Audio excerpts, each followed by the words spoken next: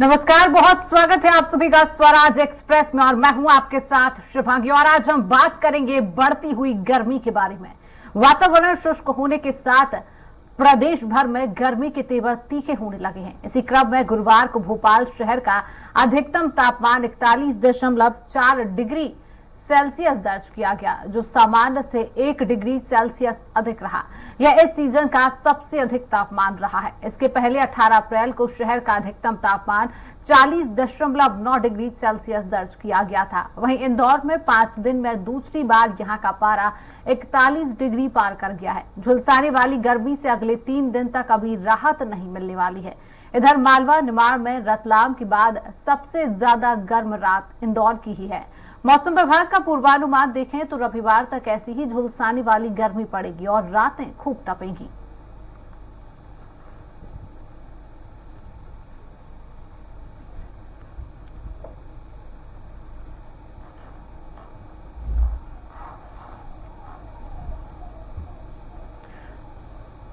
भट्टी की तरह रतलाम तपता हुआ नजर आ रहा है। 41 डिग्री के पार पारा पहुंच चुका है। खजुराहो, टीकमगढ़, नरसिंहपुर, ग्वालियर भी गर्म नजर आ रहा है। लोगों को खासा परेशानियों का सामना करना पड़ रहा है। राजस्थान, गुजरात में लू जैसे हालात बन चुके हैं और इसका असर मध्य प्रदेश में भी देखने को मिल रहा है।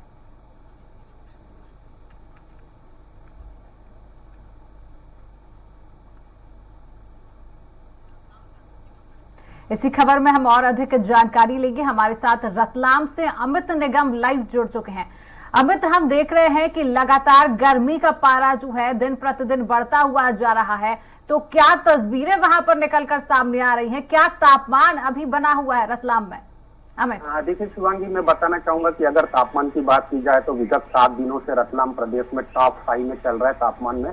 और अगर 2 दिन की बात की जाए तो रतलाम का तापमान 44 डिग्री को क्रॉस करके 42.5 तक पहुंच गया है। आज भी रतलाम का तापमान लगभग 44 डिग्री को पार कर गया और भीषण गर्मी रतलाम में पड़ रही है। अघोषित लॉकडाउन जैसे नजारे पूरे शहर में देखने में आ रहे हैं। जगह जगह लोग घर से तो निकलते हैं, परंतु उस समय निकल रहे हैं जब बहुत अति आवश्यक काम होता है। सुनसान हो चुका है रतलाम से, लगभग सुनसान दिखाई दे रहा है। और बात करें यहाँ पर जल स्तर की, तो जल स्तर तेजी से रतलाम का नीचे गिरता जा रहा है। फिलहाल जो रतलाम का जल स्तर है 700 फीट तक पहुंच गया है। इसी प्रकार रतलाम के जो पानी के जल स्रोत है तालाबादी, पिछली बारिश यहाँ पर 50 इंच हुई थी, जो कि औसत से कई गुना ज्यादा थी। औसत बारिश यहाँ पर 35 से 40 होती है, उसके बावजूद भी 91% तालाब यहाँ पर सूख चुके हैं। और ग्रामीण अंचलों में पेयजल की भी बहुत खास दिक्कत हो रही है। शिवांगी, अमित, आपने बताया पेयजल की समस्या हो रही, तो प्रशासन क्या कुछ कदम उठाता हुआ नजर आ रहा है? पेयजल की समस्या, क्या ये पेयजल की जो समस्या है हर साल देखी जाती है बढ़ती हुई गर्मी के कारण, और प्रशासन क्या कुछ कदम उठाते हुए नजर आता है जिससे ग्रामीणों को वहां पर परेशानी ना हो पानी की? अमित, देखिए, प्रशासन के द्वारा तो इसकी पूरी आदेश जारी किए गए कि पेयजल की चाक चौबंद व्यवस्था की जाए, परंतु मैं जहाँ ग्रामीण अंचलों की बात करूं तो ग्रामीण अंचलों में देखने में आता है कि अधिकतर गांव वहाँ के तालाबों पर निर्भर करते हैं और लगभग 91% तालाब यहाँ पर सूख चुके हैं। बारिश हुई थी जब पूरे तालाब लबालब हो गए थे, सिर्फ 9 तालाब ऐसे थे जो पूरी तरह से भरे नहीं थे। अब तालाब सूखते जा रहे हैं और सूखने के कारण ग्रामीणों को पानी के लिए दूर दराज क्षेत्रों में जाना पड़ रहा है। पंचायतों के द्वारा हालांकि टैंकर से पानी की आपूर्ति की जा रही है, परंतु जैसा मैंने कि आपको बताया कि बोरिंग भी लगातार बैठते जा रहे हैं। कॉलोनियों का जल स्तर नीचे गिर गया है, लोगों को मशक्कत करनी पड़ती है, टैंकरों के माध्यम से पानी मंगाना पड़ रहा है। तो ग्रामीण अंचलों में भी यही परेशानी आ रही है कि पानी का जल स्तर तेजी से नीचे गिरता जा रहा है। इसका एक कारण मैं आपको बताना चाहूंगा कि प्रशासन के द्वारा पिछली गर्मियों में रतलाम में ऐसी व्यवस्था की जाती थी कि बोरिंग आदि का खनन गर्मियों में बंद कर दिया जाता था और निर्माण कार्य आदि पर भी रोक लगाई जाती थी, परंतु इस बार ऐसा देखने में नहीं आ रहा है। और यही कारण है कि लोग आजकल गर्मियों में बोरिंग ज्यादा कराते हैं और नीचे स्तर तक चले जाते हैं ताकि पूरे सीजन में उनको पानी मिले, कभी भी उनको साल भर इसकी दिक्कत नहीं आए। यही कारण है कि अब बोरिंग अभी भी गर्मी में धड़ल्ले से हो रहे हैं और जल स्तर नीचे गिरता जा रहा है। जी शिवांगी, अमित, तो आपने जानकारी दी कि टैंकर जो है वो चलाए जाते हैं, तो क्या ये टैंकर प्रशासन की तरफ से सरकारी टैंकर लोगों तक घर घर पहुंचाए जाते हैं या फिर लोग पानी की कमी को देखते हुए अपने पैसों से प्राइवेट टैंकरों की व्यवस्था करते हुए नजर आते हैं? अमित, देखिए, जहां तक बड़ी कॉलोनियों का बात की जाए तो यहाँ पर प्राइवेट लोगों के द्वारा ही टैंकरों से पानी मंगाया जाता है और इसकी पूर्ति करी जाती है आपस में लोगों के द्वारा। और जहां पर दूर दराज के क्षेत्र बड़ी कॉलोनियां हैं, वहां पर रतलाम में भी नगर निगम के द्वारा टैंकरों से पानी पहुंचाया जाता है और पंचायत स्तरों पर भी टैंकरों की व्यवस्था से पानी पहुंचाने की बात तो की जाती है। परंतु मैं बताना चाहूंगा कि जितनी भी पंचायतें हैं वहां पर अधिकांश जो भी टैंकर है जो विधायक निधि से या अन्य निधियों से उनको प्राप्त हुए थे, लगभग कंडम अवस्था में आ चुके हैं और खराब हो चुके हैं। इसलिए खासी मशक्कत पंचायतों को करनी पड़ती है और उनके पास बताते हैं कि अतिरिक्त फंड भी नहीं रहता कि वो टैंकरों आदि की व्यवस्था करे। तो निश्चित ही ग्रामीण क्षेत्रों में इस प्रकार की परेशानी देखने में आ रही है। रतलाम में हालांकि एक दिन छोड़कर एक दिन पेयजल दिया जाता है लोगों को, परंतु वो भी व्यवस्थित रूप से नहीं मिल पा रहा है। कहा जाता है टंकी नहीं भर रही है, तो रतलाम में भी कहीं न कहीं कृत्रिम जल संकट तो बना हुआ है। जी अभी तो किस प्रकार से लोगों को परेशानियों का सामना करना पड़ रहा है? लगातार हम देख रहे हैं कि गर्मी लगातार प्रतिदिन बढ़ती हुई जा रही है और मौसम विभाग का कहना है कि आने वाले दिनों में और भी ये गर्मी जो है, गर्मी के आसार बढ़ते हुए नजर आ सकते हैं। तो किस प्रकार की परेशानी लोगों में देखने को मिल रही है? किस प्रकार से लोग इस गर्मी से परेशान होते हुए नजर आते हैं?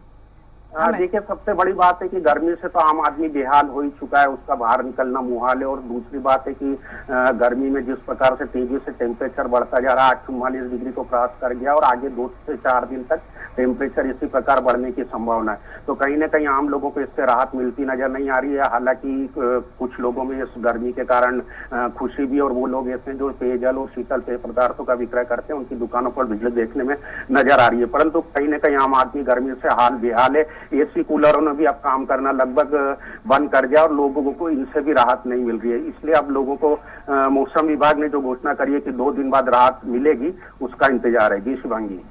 अमित, आज रतलाम का क्या कुछ टेम्परेचर बना हुआ है? कितने डिग्री टेम्परेचर है रतलाम में?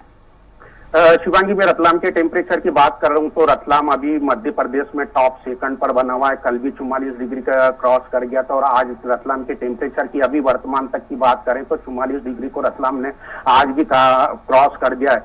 अब सुबह की बात करें तो सुबह 9 बजे तक 44.2 टेम्परेचर था और निश्चित अब जैसे जैसे सूरज चढ़ेगा तो टेम्परेचर और भी बढ़ सकता है। जी शिवांगी। चलिए अमित, बने रहे हमारे साथ। इंदौर से हमारे साथ विकास जुड़ चुके हैं। विकास, हम देख रहे हैं कि दिन प्रतिदिन गर्मी का पारा जो है वो बढ़ता हुआ नजर आ रहा है। इंदौर में अभी क्या कुछ टेम्परेचर बना हुआ है? लोगों को गर्मी से किस प्रकार की परेशानी होती हुई नजर आती है? विकास, देखिए, मई का माह चल रहा है और कहीं ना कहीं गर्मी ने अपने तेवर दिखाने शुरू कर दिए हैं। जो बादल छाए हुए थे, बादल छटने के बाद प्रदेश की आर्थिक राजधानी इंदौर शहर में भी जो है टेम्परेचर बढ़ गया और यही कारण है कि रतलाम के बाद इंदौर जो है कहीं ना कहीं सबसे गर्म रात जो है, कल अगर गुरुवार की रात की बात की जाए, सबसे गर्म रात जो है प्रदेश के अंदर इंदौर शहर की थी। अगर बात की जाए तो गुरुवार को टेम्परेचर जो है 41 डिग्री पार कर चुका है और कहीं ना कहीं मौसम विभाग का मानना है कि इस बार जो है गर्मी जो है काफी तपने वाली है। मई के माह में जो है काफी तपन भरी जो है दोपहर यहाँ पर होने वाली है और आज भी जो है जिस तरह से सुबह से जो तापमान में वृद्धि देखी जा रही है तो कहीं ना कहीं 42 डिग्री से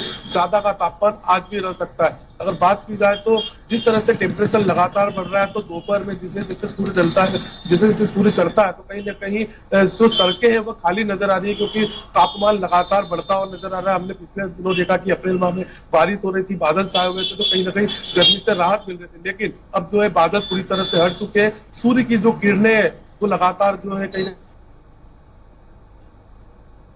तापमान में बढ़ोतरी देखी जा रही है और मालवा निमाड़ के अंदर तपन भरी जो है रातें और सुबह से तपन जो है शुरू हो रहा है। कहीं ना कहीं मौसम विभाग ने अंदेशा किया कि आने वाले समय में कहीं ना कहीं गर्म हवाएं चलेगी, उसके साथ जो है तपन और भी बढ़ सकती है तो टेम्परेचर में वृद्धि हो सकती है। अगर बात की जाए पूरे मालवा निमाड़ की तो कहीं ना कहीं तापमान में भारी वृद्धि होगी और इंदौर के अंदर जो है 1 से 2 दिन के अंदर 43 डिग्री से ज्यादा जो है तापमान होने की संभावना व्यक्त की जा रही है। और जैसा कि मैंने बताया कि जिस तरह से तापमान जो है बढ़ते हुआ नजर आया तो लोगों को काफी दिक्कतों का सामना करना पड़ रहा है। यही कारण है कि दोपहर के अंदर जो इंदौर के शहर है वो सन्नाटा छाया रहता है, जो शहर है खाली नजर आ रहा है। जी शिवांगी।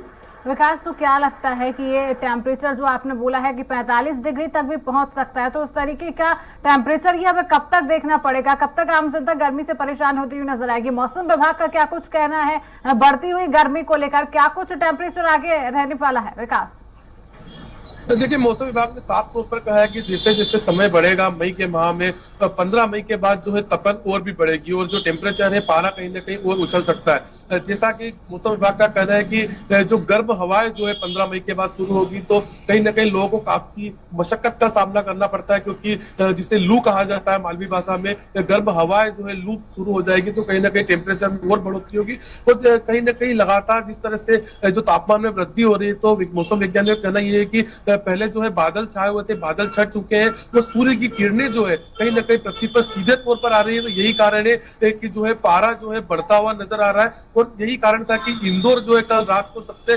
जो रात जो गर्म थी इंदौर के अंदर थी रतलाम के बाद, तो कहीं ना कहीं लगातार जो है टेम्परेचर में बढ़ोतरी होगी। और जैसा कि 45 डिग्री के पार जो है इंदौर का टेम्परेचर जा सकता है।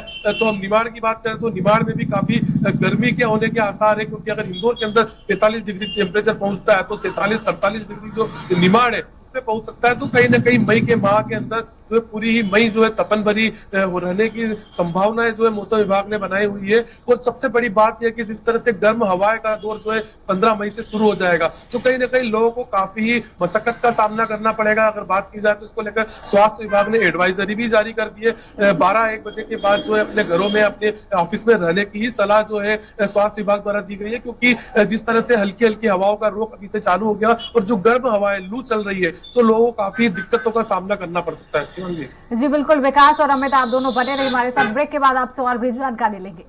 तो वक्त है एक छोटे से ब्रेक का, कहीं मत जाइए, देखते रहिए स्वराज एक्सप्रेस और आगे जानेंगे बढ़ती हुई गर्मी के तेवर।